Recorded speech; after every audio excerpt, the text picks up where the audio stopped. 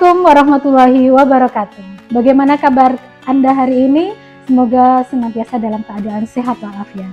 Hari ini kita akan belajar bagaimana mengkoordinasikan perjalanan dan aktivitas wisatawan agar perjalanan berjalan aman, tertib, dan menyenangkan.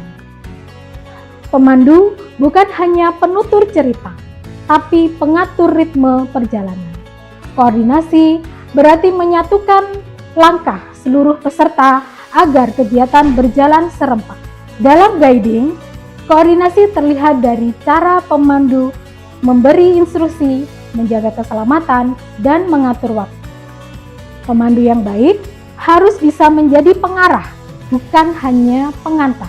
Mari kita simak bagaimana seorang pemandu mengkoordinasikan pergerakan dan aktivitas wisatawan sesuai jadwal perjalanan dan prosedur pemanduan. Dalam setiap perpindahan lokasi, pemandu harus memastikan jumlah peserta lengkap dan jalur aman. Gunakan isyarat tangan dan suara yang jelas saat memberi instruksi. Kegiatan tersebut mencerminkan konsep dari teknik koordinasi pergerakan wisatawan. Kakak-kakak, saya ingin menyampaikan bahwa seluruh kegiatan kita hari ini sudah disusun sesuai dengan itinerary yang sudah direncanakan. Namun, sebagai bentuk antisipasi apabila terjadi hal-hal yang di luar prediksi seperti cuaca buruk, penutupan akses, dan kondisi wisata yang tidak memungkinkan, maka itinerary akan dirubah sewaktu-waktu demi keselamatan dan kenyamanan peserta. Pemandu harus memahami itinerary, kapan berangkat, berapa lama kunjungan, dan kapan kembali. Koordinasi juga berarti mampu menyesuaikan diri terhadap situasi lapangan. Kegiatan ini mencerminkan penggunaan konsep dan adaptasi terhadap itinerary. Kegiatan pertama kita dimulai di area pura. Mohon tetap dalam kelompok ya, jangan sampai berpencar, dan hormati umat yang sedang beribadah. Dalam kunjungan budaya, pemandu menjaga keterlibatan wisatawan sambil memastikan etika tetap dijunjung. Aktivitas wisata harus nyaman bagi peserta dan menghargai tuan rumah di destinasi. Kegiatan tersebut mencerminkan konsep koordinasi, aktivitas wisata budaya, dan komunikasi efektif. Kakak-kakak, sekarang kita sudah sampai di situs Selo Gending, Desa Kandangan. Mohon tetap dalam kelompok ya, jangan berpencar. Mari kita lanjutkan.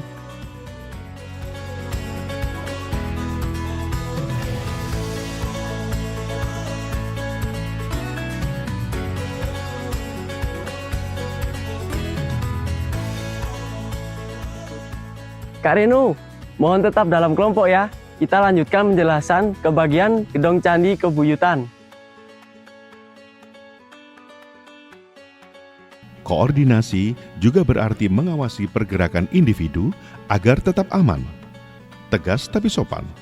Itu ciri pemandu yang profesional. Kegiatan tersebut mencerminkan konsep penekanan pada pengawasan, jumlah peserta, dan keselamatan.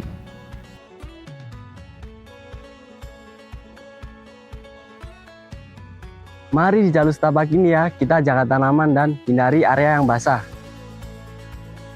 Dalam aktivitas alam, koordinasi membantu menjaga keamanan dan kelestarian lingkungan.